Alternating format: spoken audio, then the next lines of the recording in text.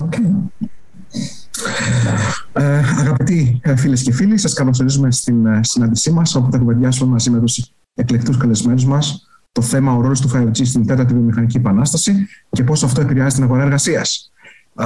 Η κουβέντα μας θα συνεχιστεί στα αγγλικά, προκειμένου σε αυτή να συμμετάσχει και ο συνάδελφος ο Nick από την Vodafone, το οποίο τα ελληνικά είναι ακόμα σε πρώιμο στάδιο. So, hello everyone, and thank you for taking the time to join this session.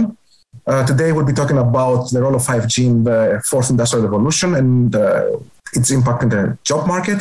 We'll be discussing why 5G technology is a crucial component in a company's digital transformation strategy, how companies are planning to implement the new technology, and what is happening in Greece and in the rest of the world. Today we have with us Dimitris Mavrakis from ABI Research, Bill Karnazes from Viohalco, and Nic Vilceanu from Vodafone. Would you like guys to introduce yourselves with this sequence? Sure, I can start, Fώτης, and thank you very much, and hello everyone. I am Dimitris Mavrakis. I'm an industry analyst. So as an analyst, our job is to try to understand the market and the technologies in question, and then try to see how these technologies will be developed in the future. And in this particular case, we're trying to understand 5G. So, and I lead a team of analysts looking at many different aspects of 5G. For example, the hardware aspect, the software aspect, and how can operators make money out of 5G, and how all of this ties together for what we call industrial transformation, digital transformation. Hello, everybody. Bill Karnazes with Viohalco. Currently, I'm the Chief Services Officer for our corporate services that support all of our entities here at Viohalco. What's included in the services that we provide to our companies are business development, supply chain, IT, HR, operational excellence, communications, and also in areas of another responsibility that I have is I'm part of the advisory committee on the Fistos 5G fund that started here about a year ago in Greece, that's helping small companies or startups to invest in their companies to help promote new applications or services that are leveraging 5G. And we're going to talk about that a little bit later. I think it's one of the topics we're going to discuss. And it's great to be here. Hello everyone, great to be here. Thank you very much for inviting me. It's really an honor to be part of this event. And second, thank you for keeping this session in English. I'm the only non-Greek speaker. I'm representing today the mobile network operator branch, and I'm representing the branch which is implementing and making a reality the 5G communication services in Greece and around the world. So we have a panel of distinguished professionals with very important international experience, and I'm looking forward to the discussion. So last but not least, my name is Samilis. I'm the moderator of this panel today. I'm business transformation partner with Verizon. Verizon is one of the largest telecommunication service providers in the world, with about 135 billion of revenues annual. And I'm dealing with transformational projects with large enterprises in Germany. So I'll kick off the discussion with a short presentation, and after that we're going to go to the questions for you guys. If anybody has a question from our friends who are attending the session, please put your questions in the Q&A session. We're going to try to answer your questions during this discussion. So,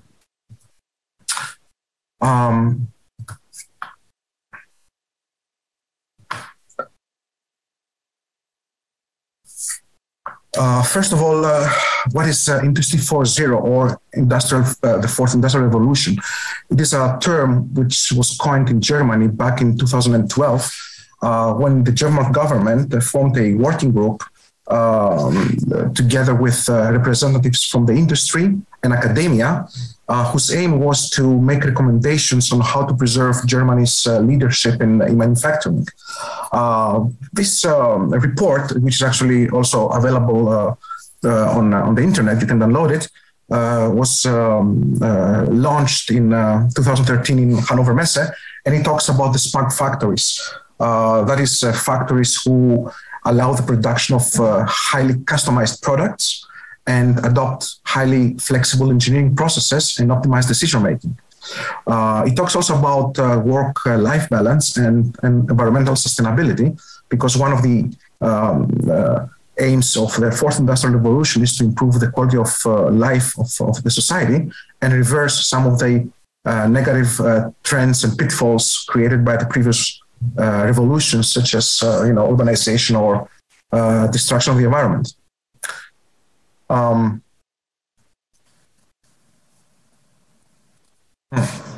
Let me just switch to the next slide, if you can see it.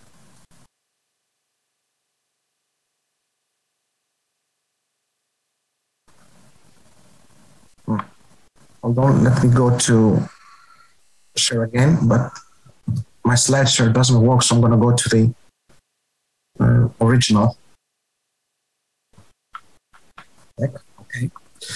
So, what are the differences between the Third Industrial Revolution and the Fourth Industrial Revolution? First of all, we're moving from automation to autonomous systems. The industrial robots who used to do routine works, now they are collaborative robots. That means robots who can actually work together with humans. They are in very close proximity with each other, and they are communicating. From mass customization, we're going to mass personalization. So it's the ability to manufacture unique products. There was a discussion I had with one of the executives of one German car manufacturer, and he said that every day there are no two cars which are similar to each other. All of them are different. Thousands of cars produced every day. None of them is equal to the other one. Of course, flexibility and efficiency are very critical factors here. And from selling the products, now we're moving to servicing the customers. We want to create unique products exactly based on their needs. And the last change in the Industry 4.0 is the knowledge workers. These are workers with diverse capabilities who can, analyze data and make decisions with different skill sets. They're not specialized in one thing, they can do different things. So, what are the technologies which are actually emerging, the solutions which are emerging in the Fourth Industrial Revolution?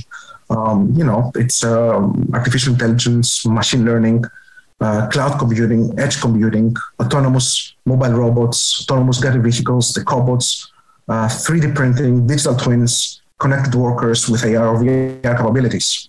So all this together now are the solutions which require a communication system, that allows them to connect with each other. So all the systems and the workers are connected with each other, and they require a telecommunication protocol that has diverse capabilities. For example, we require very low latency, a very high reliability, very high speed, let's say gigabyte speed, and very high throughput. The protocol needs to support mobility because, for example, the robots or the AGVs, they're mobile. And of course, it requires a very high security. And all this together, they can be actually done with 5G. 5G is the only telecommunication protocol right now, who can support all these four different aspects. There are other technologies, like Wi-Fi, for example, who can do some of them. They can do, for example, the latency is very low, the speed is very high, but they don't support mobility and they're not very secure. So 5G actually comes into the picture in the Fourth Industrial Revolution because of these four capabilities: latency, reliability, speed, mobility, and security. But Fourth Industrial Revolution is not only 5G. There are technologies actually which have to be combined together in order to achieve the targets of the Fourth Industrial Revolution. cloud computing, quantum computing, blockchain, IoT, security, machine learning. These are the other technologies actually emerging now during the fourth industrial revolution and will change the world. If I can use an analogy with a car, I would say that 5G is the fuel of the car, and all these technologies actually are the engines in the car. Let's say the car being the industrial revolution. So all these things together are needed in order to move to fourth industrial revolution and the digital transformation. So with that, I would like to go back to you guys and maybe start with first question for I'll start with Dimitri. Dimitri, ABI Research. So you were also last month in this big event in London about the power of 5G. Can you tell us, please, what are the global trends in 5G and what is the role 5G plays in the industry 4.0? Sure. So, just as a preamble, as an introduction to my speech, I'd like to say to the audience that now is the time for perhaps technology evolution, right? So there's so many technologies taking place at the moment, like, artificial intelligence, data analytics, big data, quantum computing, blockchain, and 5G, of course. So it's really an exciting time for, graduates and, students. So there will be so many opportunities out there. But going back to 5G, right? So to explain what 5G is, and perhaps let's go back to 4G, right? So 4G revolutionized mobile data, mobile broadband, right? Essentially having data, consistent data access on your phone everywhere, right? For you and I, for consumers. And 4G has done a great job at that, making sure that anyone has connectivity and, to use any application they want on their phone. And that has created a lot of what we call network effects, right? For example, we have social networking, we have the collaborative economy, like, applications like TaxiBeat or many others. And so we can see that 4G created this, this foundation for new services. Now 5G aims to do the very same for the enterprise domain, right? To revolutionize how enterprises operate. Of course, 5G will be deployed for consumers. So for you and I and everyone, we will be able to get a better user experience and faster speeds. But the most important thing is that 5G is the first generation in mobile that aims to transform enterprise processes as well. And this is currently taking place globally. I mean, if you look at many countries like the US, China, Germany, UK, and also Greece, we see many mobile operators starting to deploy 5G for consumers mainly, and also trying to understand how to deploy 5G in the enterprise domain, right? So all of these concepts that Fotis presented earlier, these are actually being tested and trialed in the market at the moment, and mobile operators are trying to understand how to make money out of them, right? So that's, I would say, the global overview. Of course, there are differences between regions, but we can say that, the 5G market is accelerating and, creating a lot of new opportunities. Thank you, Dimitri. And Bill, now you're representing one of the world's biggest manufacturers in aluminum and copper tubes and cables. So what is your vision and plan for the coming years when it comes to Industry 4.0? And if you have any pain points and how you would like to address them using technology? Yep. So as you mentioned, of course, we have a pretty diverse range of industries and products within the aluminum segment, copper, steel pipes and cables. And so as we look at all these factories that we have, we have manufacturing in 8 countries. We have over 30 different protection facilities. So one of the things that the company is looking at is the journey about how do we become more efficient And then, of course, how do we use technology to be able to help us move into that next level of transformation, as we speak also about Industry 4.0. So one of the things we did, we started back in 2019, is to create a focused group called BESS, which was the purpose of that group is to drive operational excellence throughout our factories. We started in 3 of our segments, and now we're starting to roll it out in some of the other segments. And really what BESS is we're leveraging Procter & Gamble's operational excellence model to help us become more efficient within our factories. And then we're bringing technology in to help us transform our factories into more smart factories, as we heard earlier too, taking advantage of what's happening with all the new technologies that are coming out. And so it's a holistic operational excellence program that's focusing on multiple pillars. So it's not just production. It combines multiple pillars within factories that includes maintenance, supply chain, quality, the digital transformation that I'll explain a little bit what we're doing there, investment management, leadership, and then the enterprise strategy. So it all together, it puts a holistic plan that helps us where demand is generated, and then we're signaling to our factories to be able to become a very efficient and competitive player in the market. So if I drill down just a little bit more about Industry 4.0 and how it applies in different manufacturing contexts. So one of the things somebody would consider if you look at a manufacturing facility or a factory is how do you automate the shop floor? So there we're looking at M2M communications, quality systems that will help us with more automation to become more efficient.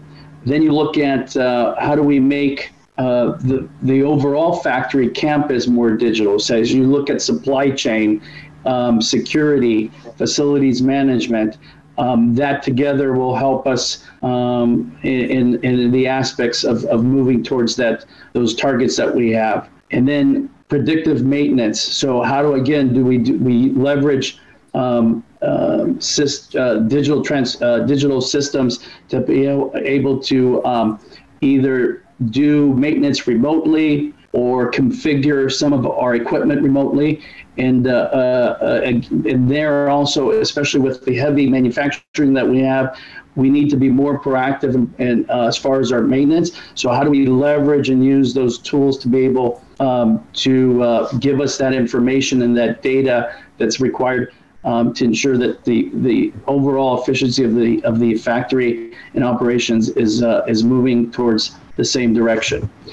So where are we with this overall journey? Right now, kind of first phase is focusing on the production systems. So we want to make sure that all those efficiencies within the production floor is there, and we're working towards a sustainable operational excellence vision.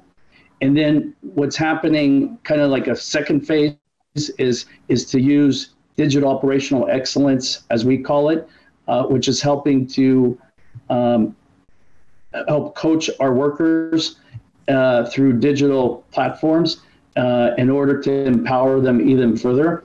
And then as we move more towards piloting right now on one of our factories, digital shop floor, we're looking to partner with one of the large network operators so they can bring 5G to that factory, and then we can have that factory be connected through 5G.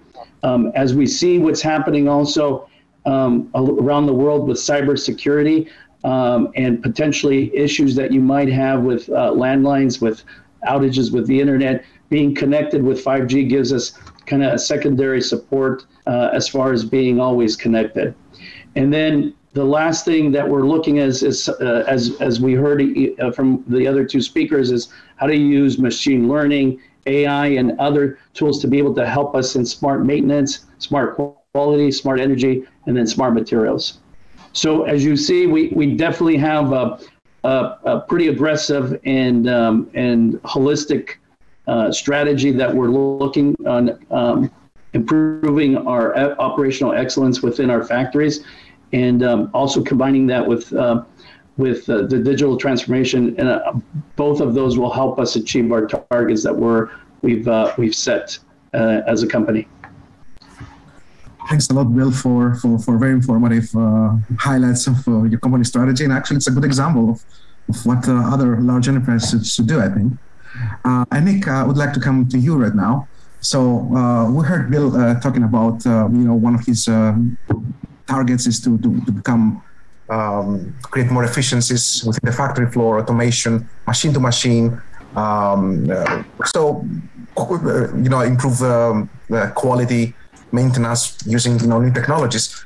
What actually is the role of, what the role can a service provider like Vodafone play in this domain, and what kind of use cases do you see actually emerging in Greece in this domain? Well, I'm happy to hear opinions from the other partners into the industry. And I would like to say that I am 100% in agreement with what they said. And my heart is trembling when I hear that. Yeah? There are few opportunities in life to change the world in a better place. And it's a privilege to work for Vodafone into the communication industry. And this is because our main purpose as of today is to connect people.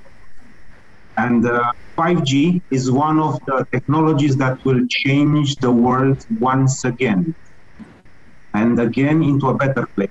And why is that? Because the 5G killer application is capacity, and beyond the connectivity of people and the devices which are directly related with everything into our communication-like needs, it's coming on top this IoT new world, which is going to be in a much bigger number than we've seen until now into the communication industry. Now, when it comes to 5G in Greece, we have a clear commitment to reach 40% of coverage by the end of March 2022. And the development of 5G to this level is really enables some truly exciting opportunities. And I have to say that this transformation towards the Industry 4.0, it's something that will not happen overnight. This is a journey for each and every one of us, especially for our customers, and we are here to help the customer navigate their path to better answer their business needs. On top of everything, 5G beyond the capacity is bringing the low latency and high reliability network. And this is not just a network, it's an enabler and a truly new platform for a whole new range of applications. And we've all seen and heard about autonomous vehicles, autonomous robots into factories and so on and so forth. And 5G is the new ecosystem that will foster development of the Industry 4.0 based on this. One of latest examples we launched recently in Piraeus with the Piraeus Port Authority, a mobile private network. This is an tailored network design for customer needs. And it's bringing on top of coverage and on top of dedicated capacity, anything related to new application enablers that is helping our customers to become more efficient and to operate with their communication needs in a totally different way, never seen as before. We have a lot of testimonials coming from the customers which we are working with the mobile private network, This is truly a huge efficiency opportunity into their day-to-day life. Recently, we launched an innovation campus with the Demokritos, which is one of the Greek's oldest and biggest scientific center. It's an innovation hub, which is mainly focused around the 5G use cases. And also, I want to mention the e-health new emerging industry. As you know, as you may heard before, Vodafone Greece was chosen by the big Vodafone Group as one of the innovation hub in terms of IoT. We recently, a few years ago, acquired a startup, Innovus, and this is how our journey in developing and taking the IoT to next level started. As of today, 20% of our applications in Innovus are based on e-health, and here I can mention two international products. One of it is called Medikit, and this is how should I say, very, very good for latest needs that we see into the world. It's monitoring all the parameters, all the environment parameters for medication transportation and some other medical supplies like this. I think the combination of the 5G and IoT is the how should I say, the biggest opportunity that we had into the communication industry so far, and we will see a new world laying down in front of us on this ecosystem. Thanks, Nick. So you mentioned a couple of 5G use cases already emerging in the Greek market. One of them is related to logistics for the port of Piraeus. And you mentioned also some other initiatives you have when it comes to health. Dimitri, based on your experience and what you see in the different conferences, what other use cases are out there who could be applied in Greece as well? There are multiple use cases, right?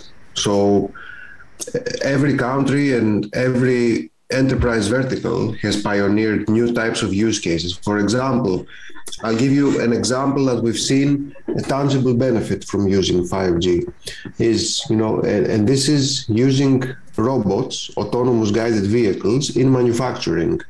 And these robots that transfer materials around the factory floor, they have to be wirelessly connected to the network.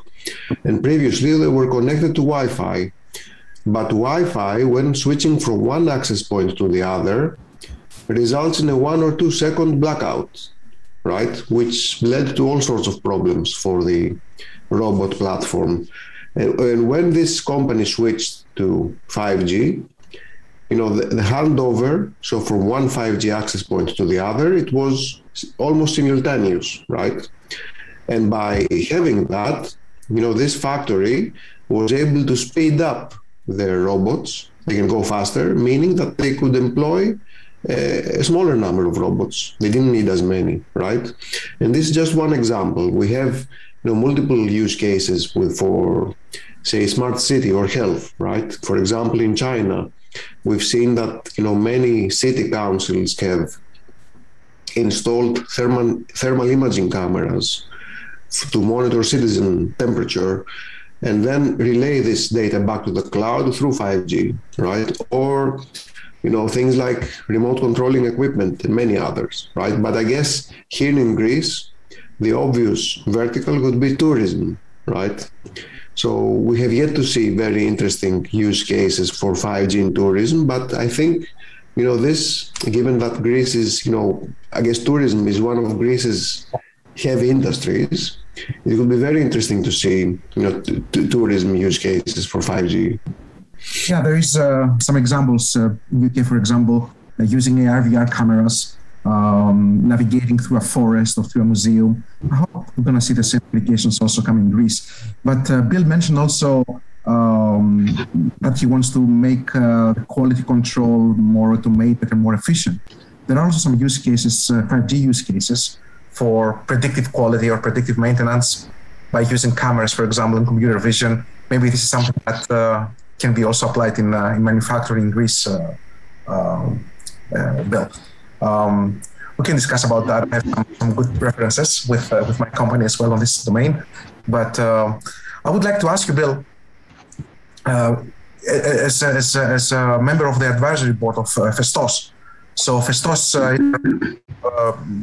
investment fund, as you mentioned, actually sponsored by the government, whose aim is to promote R&D and maybe startups in the area of 5G. Are there any trends now emerging based on the applications that you see, to utilize the funds? Are there any startups in Greece actually requesting funds from you guys to proceed with new products on 5G? And maybe what are the areas where they want to deploy them? Yeah. So, as you know, this fund is fairly new, even though it was announced about 6-8 months ago. We were in the process of putting the governance in place and making sure we have all that process in order to be able to review requests for investments. Right now, as if I wanted to give you a kind of overview, what we're seeing is different incubators and early stage venture capital funds that are approaching us, but we're also getting a lot of attention from academic and R&D institutions. And again, they're looking to see how they leverage 5G in some of these areas. So for example, some of the, like one of the universities here in Greece, in Patra Ekefe, has approached us. So we're in discussions with them.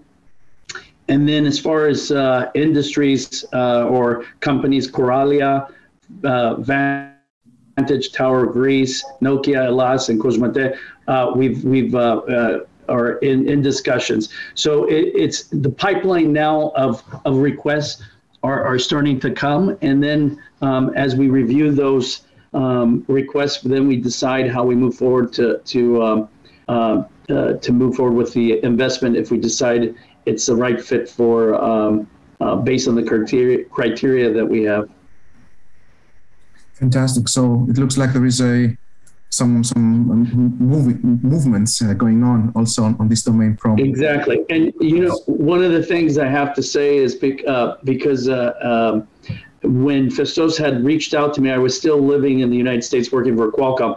I found it very innovative how they decided to put this fund together to help promote the growth in 5G. As we heard from some of the other speakers too, 5G is bringing a whole new and interesting areas of expansion and digitalization. So to have something like this, I think in Europe it was very good, and I believe other countries are probably following similar type of investment funds like Festos. But I was very excited to see that Greece was kind of ahead of the game in this area. Very good, very good. So I'd like to see if we have any question. I don't see any questions so far, at least. So feel free to post your questions also in Greek if you want. Dear audience. And now let's move to the next part. We talked about 5G, we talked about, Industry 4.0 application use cases. So let's talk a little bit about the job market, As the companies are being transformed and embracing digital technologies, and 5G, one of them. What do you think about the job market? What kind of skills will be needed in the future in order to, satisfy the needs? Who would like to start? Nick, what do you think? Look, the world is changing, that's for sure, and is never waiting for this change. Is not waiting anyone. And I want to give some examples which happened in the past. When the email was invented, nobody was asking the mail workers whether they agree or not, yeah? Emails were starting flew around, and the letters were smaller and smaller in terms of number. The same happened in the transportation industry. For example, in Greece, maybe 100 years ago, the main transportation was based on the horse carriage, yeah? When the automobiles came in, it made room for using the remaining time for the ones which were this transportation before, this first transportation before, in some other purposes. The same will happen with the 5G. So the introduction of the autonomous robots and so on and so forth will leave room for us to adapt to new things into the working life. And previously, IQ and EQ, emotional coefficients, were important. Now we believe that EQ, adaptability coefficient, is important. So the most important skills when it comes to the future job candidates profile, I think, is adaptability, and for the reasons that the world is changing so fast, and nobody's gonna wait for you to change. I was reading in some of the inspiring talks from great leaders in the world, that usually someone that is saying that it cannot be done is usually interrupted by someone doing it. And that's an, how should I say, that's a proof of adaptability. Now, we have in Vodafone, we believe that we have a very good school, and we are having our gates open for all level of professionals out there, from the early development stages immediately after finishing the university, to the most advanced experts. And we are looking forward in our internship programs and in our development programs to work with anyone. So for the young graduates, if you want to change the world together with one of the biggest communication company in the world, you are more than welcome to join our forces. Fotis, you are on mute. So yeah, thanks, Nick. So I keep from what you said, very important, EQ and flexibility and adaptability is really great qualities to have for a young, candidate for a job. Bill, what do you think? What kind of people would you like to hire? Yeah, so as we are moving towards smarter factories and all of these initiatives that we're doing, we definitely are seeing trends of the workforce shifting and the needs for different skill sets. And so as we look at it from a strategic perspective, as we talk with HR and our business partners to understand where are kind of the trends that we're heading towards as far as the evolution of our factories, and then how does the workforce come in there to support those needs. We're looking at all these trends, and Viohalco has invested over many years into our own academies. Elval, who is one of our largest aluminum factory that's up in Enofita, has the Elval Academy. Yesterday we had a strategic meeting with our HR team.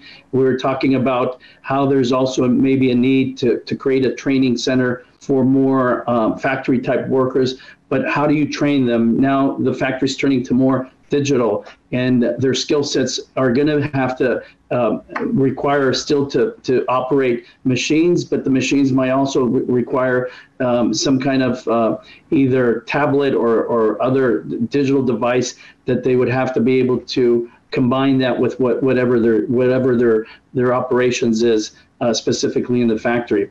Now, if I look at professionals, because again, this whole event is geared towards people that are looking for a new job or workforce, and we also at Viohalco have a booth there. So I encourage anybody that's listening and is looking for a new position to stop by our booth.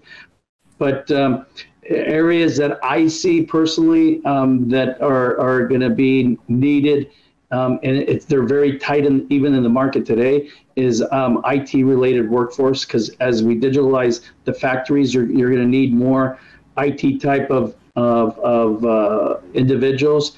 Another area that I see that's growing, and it's also is growing quite a bit in the United States, is data science and cognitive science. People that have that experience or that in their toolbox, because as we're collecting more data, we need to analyze that quickly and figure out how do we react. So these are some of the areas and trends that I see. And of course, as supply chain is getting more complex, and again, I know that probably a lot of the candidates here are business majors. That's another area that I could see where there's going to be needs, because again, supply chain is number one, and because if you don't have well-oiled supply chain, then of course that creates problems with your overall business. Thank you, Bill. So IT-related skills, data science, cognitive science, and supply chain. You mentioned that at the top. Those are just a few. I'm saying. All right. But we should go to the booth and discuss more about that, right? Exactly. Fantastic. So, Dimitri, what do you think? Do you have any suggestions? Well, 5G for sure will be all software-based, right? So all of the software skills that many students are building now will be able to be used in many parts of the network. But perhaps the more interesting approach will be that at the end of the day, 5G will be a platform, right, for many different enterprise applications, right? And what new startups can do is to utilize this 5G platform to solve problems that enterprises have today, right? So this is where we see very interesting activity, and we see a lot of investment in incubators and investment funds like Festos to accelerate 5G adoption, right? There are a lot of challenges facing enterprises, and every different vertical like healthcare or manufacturing or smart cities or utilities, this has its own set of problems, right, that can be solved with technology. And 5G in combination with other technologies like AI or data science or of course edge and cloud computing will be very interesting, right? And of course, for our business graduates here or business students, I guess the most important question will be how to make money, with 5G, right? So this is an important area that the 5G market needs at the moment, how to make, to turn this enterprise opportunity into money. Fantastic. And that's why we have the incubators and innovation centers, maybe to try out some of the ideas. So we're approaching the end of our session. I don't see any Q&As, at least. I cannot see anything. Is there anything you would like to add? Any of you, maybe? Last sentence, maybe? Or anything? Something we didn't cover and you would like to talk about? Okay. I think one thing I forgot to mention is that just a couple of days ago they had a a manufacturing operational excellence event, and our factory of Val, which is again aluminum, won the award for Smart and Innovative Factory of the Year. So as you can see, our commitment in moving towards that direction is already paying out, and we're seeing the benefits because, again, we're a big player here in Greece as far as manufacturing, but of course, most of our customers are international. We ship about 85% of our products are shipped internationally. So we have to keep that standard up, and we have to be very competitive. So everything that we're doing right now is towards continuing to be competitive in the industry and the industry that we're in. Fantastic. Thanks so much. Yeah. So I also wanted to thank the other panelists, and it was great to participate in this panel. Thank you again. Fantastic. So yeah, just to wrap it up, we talked about 5G and the Industry 4.0 transformation. We touched upon different technologies, use cases. We talked about the job market. I hope you guys found the discussion very interesting, at least from my side. It has been a really interesting discussion and a great honor to talk to you, Nick, Bill, and Dimitri. And I would like to thank also the organizers for giving us the opportunity to have this discussion, Professor Ladopoulos, Dimitris Kourtas, and their team. And thanks to all of the viewers today who listened to us. Yep. Thank you and goodbye. Thank you for having us today. Good luck to the graduates. Yes. Thank you. Take care, thank you. Thank you.